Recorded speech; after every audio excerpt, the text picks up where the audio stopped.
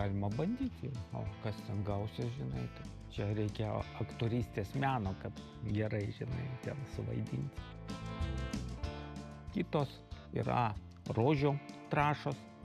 Jeigu jūsų rožės silpnai auga, atrodo silpnai, mažai yra žiedų, žiedai smulki, tai greičiausiai trūksta maisto medžiagų. Rochemos rožių trąšos yra specialiai pagamintos būtent rožėms tręšti ir patenkinti būtent rožių maisto poreikį. Tai irgi kompleksinės trąšos su mikroelementais, skatina augimą, žydėjimą, žiedų formavimą, sodrina spalvą.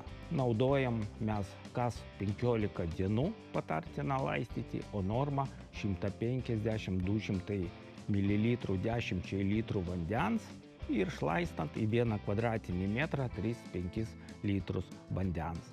Bet jeigu žemė sausa, tai vėlgi patariama paskui papildomai dar palaistyti su paprastu vandeniu, tam, kad trąšos nueitų į gilesnis sluoksnis ir pasiektų gilesnės šaknis.